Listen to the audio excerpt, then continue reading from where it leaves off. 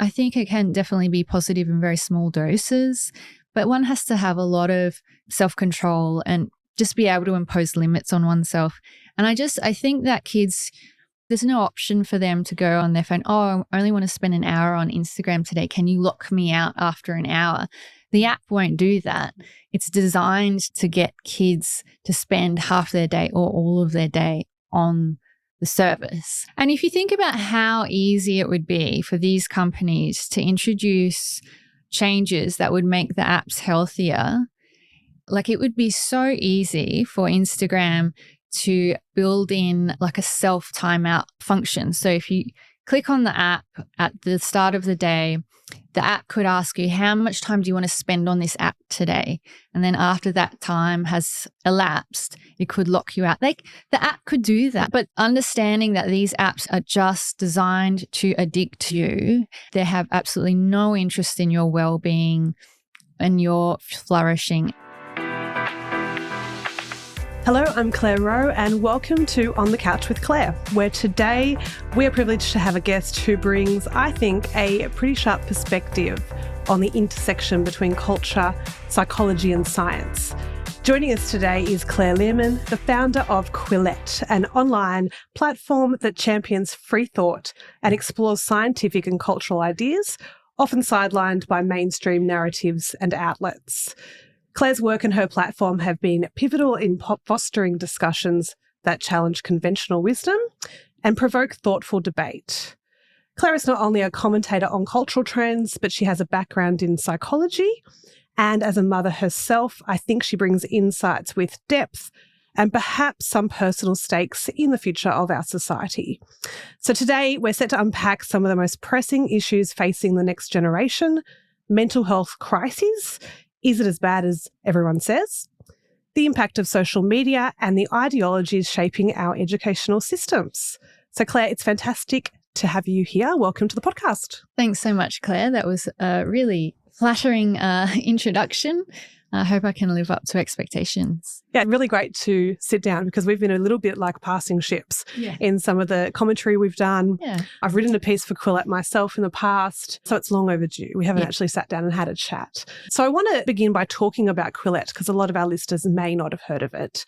It is an online magazine that you founded at the completion of your psychology work or your studies. No, so I founded Quillette in 2015 and I actually had withdrawn from my master's in forensic psychology, and it was actually the day after I withdrew or dropped out that I created Quillette just as something to do, a project, until I got a professional job. But it just so happened that project ended up taking off. So now it is my full-time job. Okay, so 2015, nearly 10 years we're coming up to now. Yeah. And the way I see Quillette, and correct me if this, wasn't your original purpose, is at that stage in 2015, time and place, filling a void there for people to be able to speak about ideas, challenge ideas, debate ideas, very much relying on a scientific basis or a scientific rigor, maybe away from cultural expectations or societal expectations of what the narrative should be. And partisan, I kind of assume a non-political platform. Is that correct? Yeah.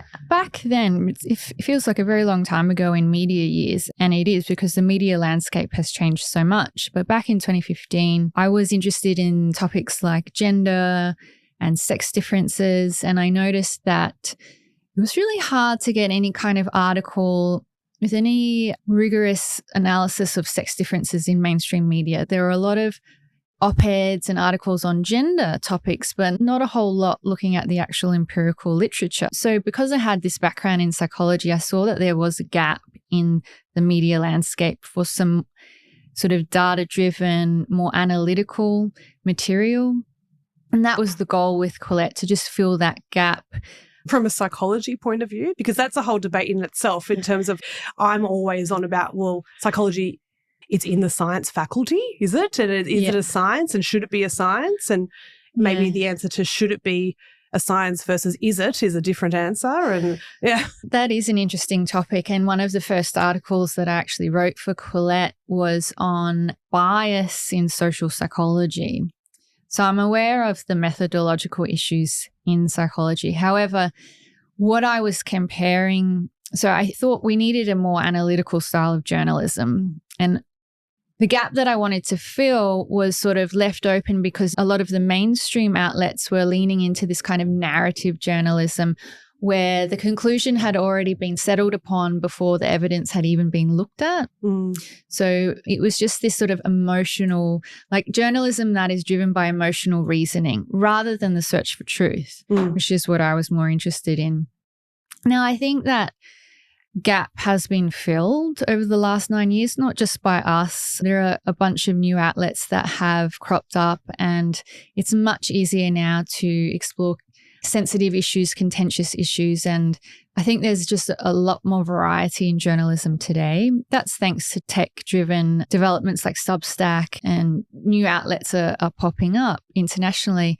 So I think we're in a different place now than we were back in 2015. But when I started in 2015, there was a lack of diversity in media, and I just saw a gap and wanted to fill it. And we got traction straight away because there was obviously demand for a more rigorous analytical style of journalism.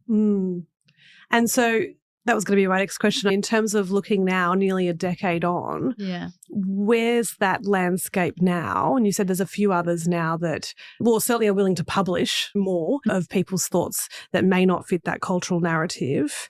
Where do you see, well, the media in general at the moment and the future of Quillette now? Well, it's a very competitive landscape, and there's lots of organizations and individuals in the landscape. So it's a difficult industry to really, you don't get a huge market share in this industry. But if you find your niche audience and you really connect with your audience and develop trust with that audience, you can build an institution that can last and is sort of a long-term project. And so that's what we've done so far with Quillette, and we want to keep doing it for another 10, 20 years. And we're never going to be a global empire, but we have a dedicated and loyal audience, and we're a thriving small business with 5 full-time employees and 30% growth a year. So if we keep growing the way we have been growing, it'll be a nice result. Looks good. Yeah. And there's a demand there, obviously, if you've got that growth. And I think loyalty is correct. I think the brand is now trustworthy, and that loyalty comes because you're a source of media that is trustworthy in a landscape where people often don't think that what they're reading is very trustworthy. Yeah, it sounds strange, but we're now one of the older new media institutions, if that makes sense, because like coming up to a decade, we are new media, but we've been around for nearly a decade. So people know who we are, they know what we stand for, they know what to expect when they come to our website or listen to the podcast. So yeah, there is that trust and that brand recognition there. Okay, so I want to get into the topic of mental health, which is, of course, very broad. Mental health, particularly with young people. You've got 2 kids like I do. For most parents listening to this, it is up there as a topic that they're concerned about. Now, it's a very big question to ask, what's your perspective on the deterioration of child, youth, adolescent mental health? I've said for a while now that I don't like the shallow argument that it's a COVID hangover. Oh, it's because of COVID. And I think COVID was the last straw on a huge complex web of things that have come together at the moment. But when you think about the question, why are our kids more depressed and anxious than ever before? Or seemingly that's what data is telling us. Are they? I don't know. What goes through your mind? Well, I think there's 2 main drivers. So a culture of safetyism that many parents lean into, which is that we need to protect our kids from setbacks, real world dangers, things that they're anxious about, that kind of thing. And then the second driver is, unfortunately, technology. And so obviously social media, when kids get old enough to be on social media is driving social comparison, which can be anxiety inducing for girls. It's imposing this huge opportunity cost on kids' lives. So if you're sitting in your room and you're on Instagram for 4 hours straight, what are you not doing? Okay, so maybe you're not hanging out with your friend after school, deepening that friendship, or maybe you're not going to ballet class, whatever it is. Like there are things that you are not doing when you're spending all of that time on a screen. It is shocking when I ask teenagers who come into my clinical practice, I literally get them to get their phone out and I say, show me the clocked up hours. Now the iPhone or most phones would track how many hours you've spent. Yeah. And it's shocking to see 6, 7, 8, 9 hours a day. A day, yeah. So if I spend 8 hours a day doing anything on social media, I would be depressed and anxious, right? And I know from having a job that requires me to be on social media that it can get very agitating. For me, my concentration is more fragmented. I can engage in social comparison. Like it's just not a healthy, I think it can definitely be positive in very small doses, but one has to have a lot of self-control and just be able to impose limits on oneself. And I think that kids, they have no option. Like these technologies are designed to be addictive. There's no option for them to go on their phone, oh, I only want to spend an hour on Instagram today. Can you lock me out after an hour? The app won't do that. It's designed to get kids to spend half their day or all of their day on the service. I'd like to remind parents of that there are whole industries in Silicon Valley, levels of workers, and their one KPI to achieve is to get the consumer to stay on the device longer. That's it. And so the whole thing is built around that your children are the product. Their attention is the product. Yeah. And if you think about how easy it would be for these companies to introduce changes that would make the apps healthier, like it would be so easy for Instagram to build in like a self timeout function. So if you click on the app at the start of the day, the app could ask you, how much time do you want to spend on this app today? And then after that time has elapsed, it could lock you out. Like the app could do that. But that's not the business model. Of course. But understanding that these apps are just designed to addict you, they have absolutely no interest in your well-being and your flourishing. And I think one thing that's also helpful for people to be aware of is social media sort of satisfies our deep motivation for social connection, right? But it doesn't actually give us the rewards. It's like this shallow pseudo experience. It's a weird paradox. We're actually more isolated, Yeah, our motivation might be sated, but we're not going to get the benefits of a real life friendship or going out with a group of friends. So it's like, imagine people who, if you have a motivation to go out dating and suddenly your motivation was sated because you've got an AI girlfriend. You're not getting the real benefit of a girlfriend, a real life girlfriend. You get to say you've got a girlfriend, but But the switch gets flicked so that people aren't motivated to seek the real life rewards. And I think that's one of the biggest dangers of social media that we don't fully understand at a cultural level, that the motivation gets blunted, but we're not getting those real life rewards. And for children, those benefits go beyond just the protection of mental health and lowering risk of depression, anxiety. They risk development in general, of cognitive development, of physical development, of social skills. So much, I think, far more riskier than adults, or there's more risk factors there. And it's an interesting point. It brings up kind of theories of addiction, because people use that word, of course, with screens and social media. But have we really committed to the idea that it is neurologically what we know about addiction? If it is, then the addict is never going to self-elect, it's particularly a child, to say 1 hour. They're not going to, most addicts aren't going to. It's going to require, and I suppose that's the point, someone else stepping in and removing the drug of choice from them and preventing access. So, if we're going down the addiction path, and I certainly think that the more evidence neurologically of what's going on, we will end up with a very firm idea that these are addicts, and to a degree as adults. I have friends who talk about this weird feeling that comes over them, the inability to stop the so-called doom scrolling. And they can't put it down. That's scary. Too much social media use certainly impacts my productivity. And I'm known to doom scroll Twitter and waste time on Twitter. It just becomes it just becomes this habit. Like my hands just go to the keyboard and I just type in Twitter. It's like opening the fridge just to see what's in there, isn't it? Yeah, it's just automatic. And then I'm there for half an hour and I could have been doing something else. I could have been reading a book. I could have been answering emails. Yeah. I want to come back to the first point you made, which was, and used it nicely to say safetyism and this overprotectiveness. And you're probably familiar with that quote from Jonathan Haidt, who says that we overprotect our kids in the real world. We underprotect them online. Absolutely fine to put a kid in a bedroom scrolling and having access to information that, you know, if we tried to access as kids, parents would have said, no, you're too young. But then this idea that they can't ride bikes in the street. And I know Jonathan Haidt, as a social psychologist, very much advocates that we need to cut the umbilical cord and let kids take risks. That's very scary for the parents I talk to. As a cultural commentator and looking at society, when did that shift happen? Yeah, it's an interesting question. I think when I was growing up, my parents were fairly protective, like they are today. But it sort of changed when I got into high school, and I remember being able to catch the train with a friend to go into town. I lived in Adelaide. Could catch the train into town and just go shopping in the mall with a friend.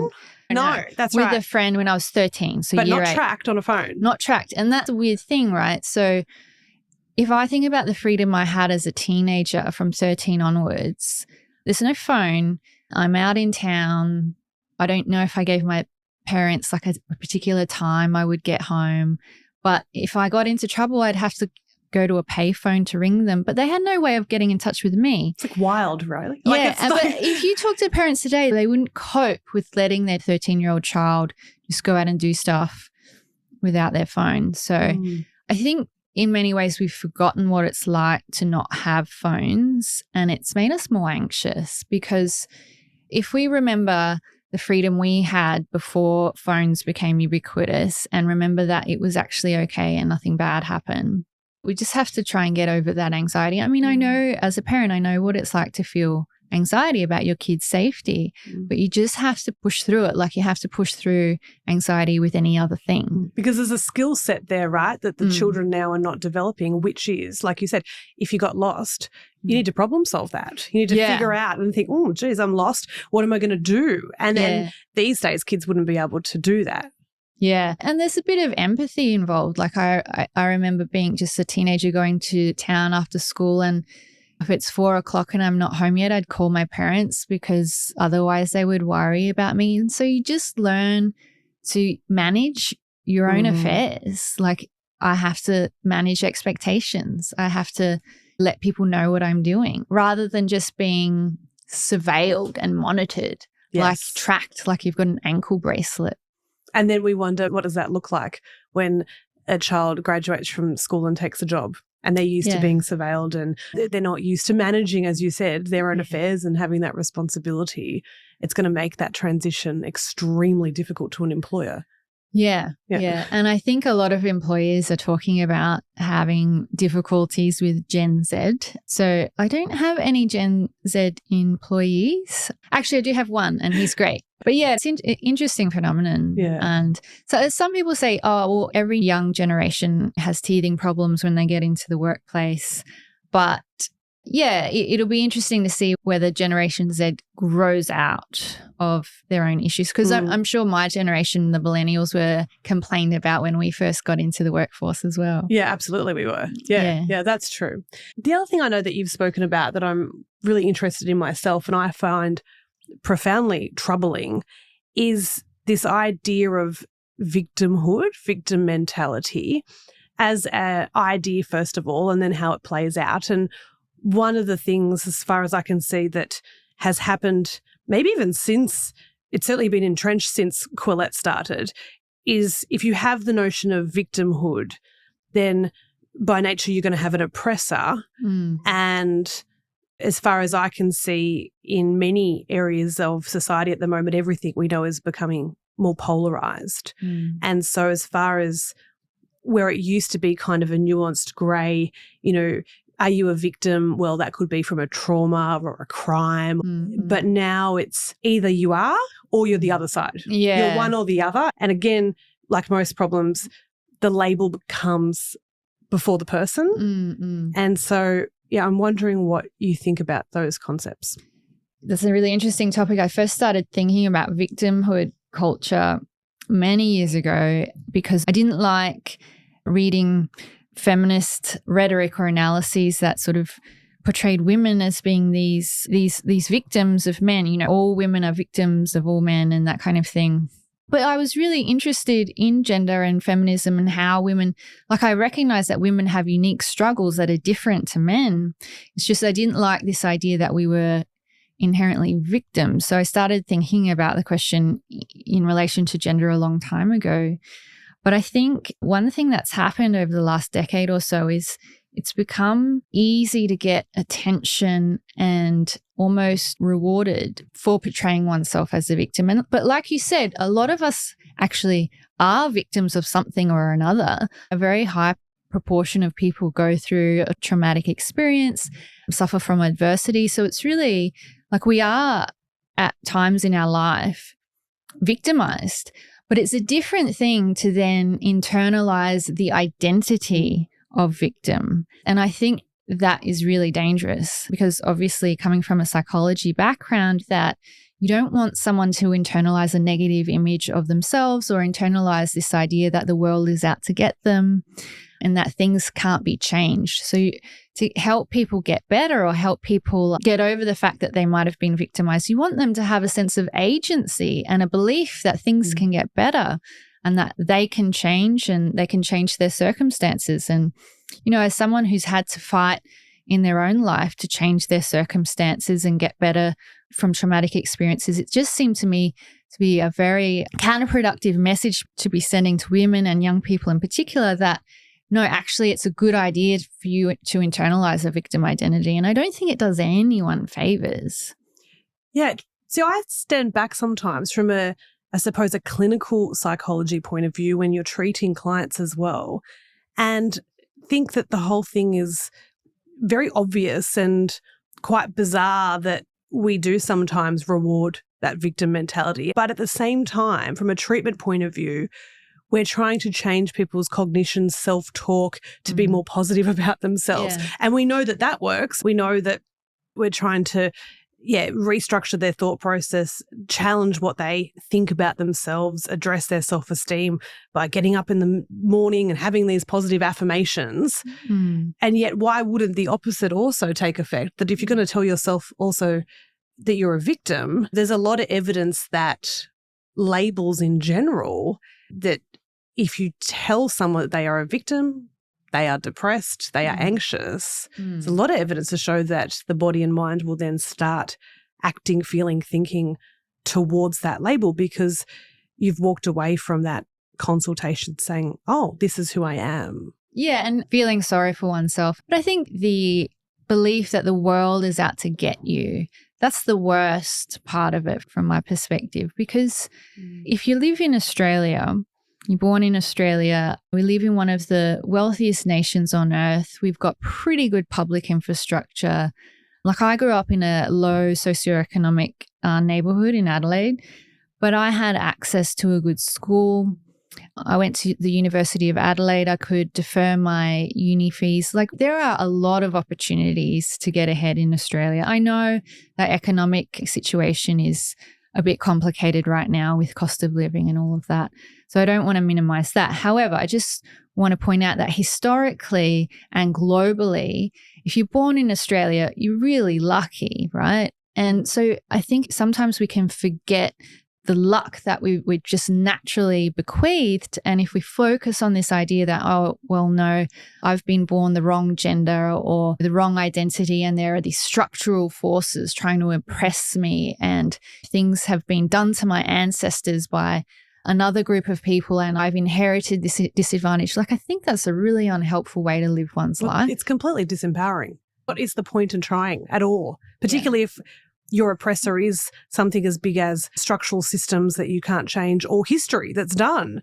There's no motivation then to move forward. Yeah, and we know there are so many little things. Like I've had depression and anxiety in life, and the things that you do to get past it are little things in your day-to-day life, like getting out of bed, putting on your running shoes and going for a run. Do you know what I mean? Like, it's the little things that you do in your life that you can change that get you past those personal struggles and challenges. It's about what you can control and that locus of control theory. Yeah. And I think in the last, I was going to say couple of months, but actually in my career of working particularly with families, I think I've always had a gut instinct from the very beginning that I am articulating a lot better now, that I think not just in a sense of a label and the potential risks of labeling people with anything, but treatment in itself as well, and particularly treatment with children. So what do you think about the notion you just mentioned then, a very practical, small thing you can do if you have some mental health struggles? And yet what I'm seeing is children coming into therapy rooms, usually by themselves, for 10 sessions, because conveniently that's how many Medicare will fund. And so we do 10 sessions and it's 10 hours of airing grievances and complaining about all the things that they are worried about with the world. You mean about the world or their lives, like their family, or is it everything? I think both. Yeah. But I think there has been, it's an interesting point, because I think there has been a slight change in the last 5 years with the children I'm seeing, whilst they still whinge about mum and dad and their siblings and their school and their teachers. There is an emphasis on the world, even at a young age, and the structural systems that you referenced, and that the world's out to get them. And maybe that plays through small little things in their life. But the point is, you might dedicate a session to that with someone about, right, well, let's see what you're worried about. But the repetition of that by, I think, very well-intentioned therapists, I think I've always questioned. Well, you know, we know that young people are anxious about a lot of things. There's a syndrome called climate anxiety, and people are internalizing the most catastrophic scenarios, like we're all going to go extinct in the next decade and that kind of thing. That's terrifying. Yeah. Say for an 8-year-old. Yeah. Like terrifying. Yeah. And I see children who do not believe they're going to make it to adulthood. Really? Yeah. Yeah. Yeah. Like, and it'd be interesting to see what the media diet is of some of these kids and see if it tracks to their symptoms of anxiety. So it's not just social media, but like a lot of mainstream media. Because I work in media, I know that negative stories sell. Anything that is alarmist or causes any kind of fear sells. You're going to get many more clicks on a story if it's about some catastrophe, some future catastrophe, than you are about a good news story. That's just the reality of media. So you've got this whole entire business model of media selling negativity, basically, and then combine that with social media, which chops up the negativity into neat little 3-second videos. You're scrolling through all of these negative videos for hours a day. Of course, you're going to internalize negativity. And we know that anxiety and depression are socially contagious, right? So if one of your friends is depressed at school, you're more likely to become depressed. It's particularly contagious among girls. So, and I know this was what I wrote about in Quillette, the idea of mental health education, because I think it came from very noble roots in the 90s with promotion of reducing stigma around mental health. And as a psychologist, how could I not be on board with that? But somehow we've moved from promotion of seeking help to acceptance of the disorder itself. And I feel even valorizing it. And then valorizing it. Yeah. Absolutely. Which is really scary. Yes. So I believe Jonathan Haidt has mentioned it, and I don't go on TikTok, so I'm showing my age here, but I have heard that there's been this massive increase in people presenting at psychiatrists' offices with Tourette's syndrome because they've watched videos about Tourette's syndrome on TikTok and have suddenly developed tics, whether organically or there's some psychosomatic thing happening, or if it's just purely for attention, who knows, right? Things become socially contagious for different reasons. See, for me, I look at it, and whether it be gender dysmorphia and those ideologies or mental health diagnoses, for me, I look at young people trying to be accepted and fit into a group, and that's at a very core basis of social psychology. Yeah. And then the next question, of course, is if that's correct, what communities, groups have we disbanded, or why is there a void and an absence that they are online looking for them and like a smorgasbord, I hate to trivialize it, kind of picking which one they'll join. And that's how I see that these young people coming to me aren't, you know, delinquents or bad kids. And as soon as they engage online, they very much get reinforced and accepted and everything's validated. And that's nothing new for a teenager to want acceptance in a group. So if you take it from that point of view, is it purely the presence of social media, or are there certain communities and groups that have fallen apart now in the fabric of society, leaving this void? Yeah. Well, probably. So referring to Haidt again, I think he said that families or kids that do sport, and actually he mentions that kids who are like a part of a religion, so go to Sunday mass or synagogue or whatever it is, tend to be more inoculated against some of these more worrying trends. And so that suggests the point that if you're not a member of local communities, whether it's religious, sporting or something else, you are going to fill that void with something that you see online. Or just a strong family nucleus these days, right? Yeah, right. And it makes sense. We all want to belong to some group, to some tribe. And if we can't get it in the real world, of course, we're going to find it online. It makes a lot of sense. And I think we can be sympathetic. It's just we don't want to encourage things where the long-term outcome is a bit questionable. Like if we're really encouraging kids to view themselves as having severe ADHD and they can't concentrate on anything, you know, is it going to become a self-fulfilling prophecy? Absolutely, yeah. And not just that, not provide them any path forward for treatment or correction or improvement of themselves. Yeah. And sometimes I even find, paradoxically, working clinically as a psychologist, that we're almost at this weird, shall I call it postmodernism kind of point with diagnoses, that even if I suggest treatment, it's almost like they don't want it. They want to stick to their dysfunction. It's because it's their identity. So who would I be if this went away? That's a bizarre concept to have with young people and their parents even, that if I didn't have this label, who am I? Yeah, wow. Yeah. So, it's a difficult minefield.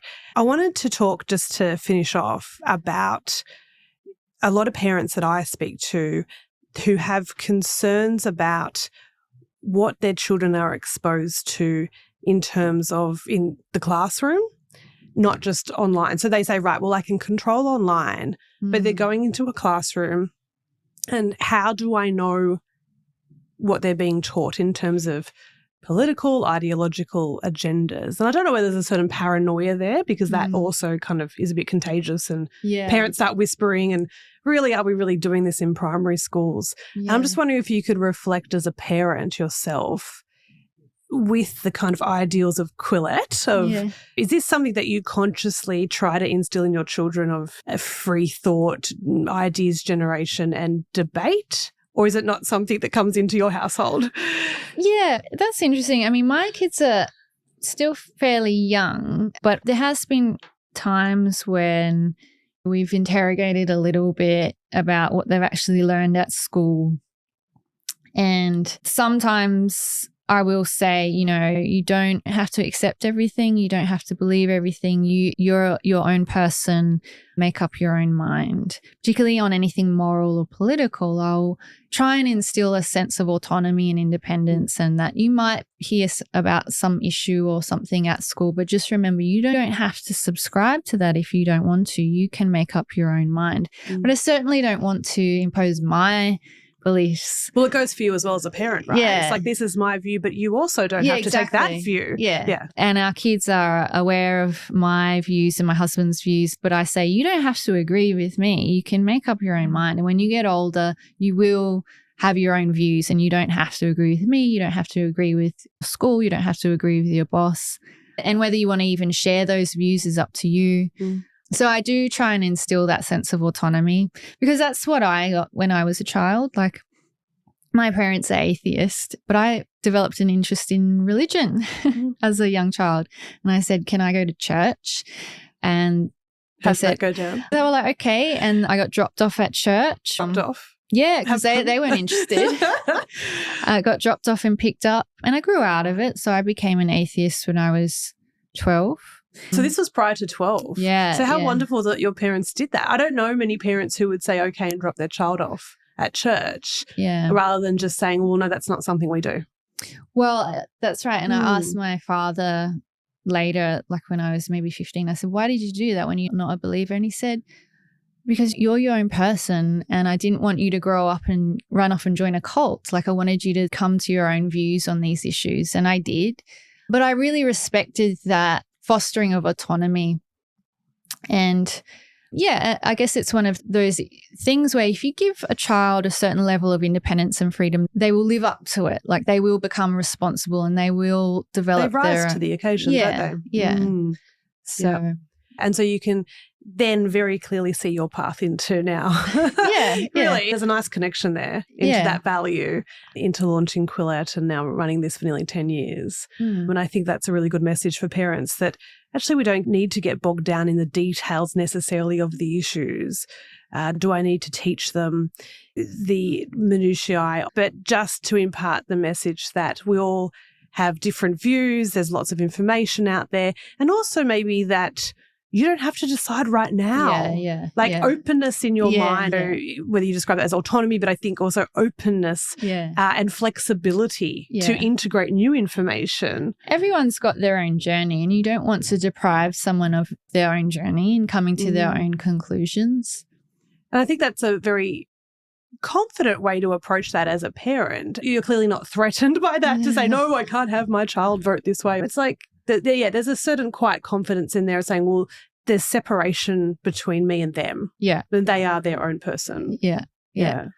I mean, if one of my children became a member of a cult and were subscribing to some like really extreme ideology, I might not have that confidence, but we'll cross that bridge when we come to when it comes. Well, maybe your children should listen to this. That feels like a really nice place just to leave it there. It's been so lovely to sit down with you. Finally, I'd love to have you back. Let's explore other issues. But thank you very much for coming in today. No worries. Thanks for having me, Claire. Thank you so much for giving up your valuable time and joining me today on the couch. If today's conversation spoke to you, consider sharing the love and send it to someone you know who needs to hear it. Don't forget you can watch this full episode on my YouTube channel. And if you've enjoyed today's conversation, all I ask is that you hit that subscribe button. It helps us to be able to deliver bigger and better content to you absolutely free of charge. If you've got comments or questions about today's episode, head on over and come hang out on Instagram where you can follow and contact me. Okay, stay curious, stay connected, and join me next time on the couch.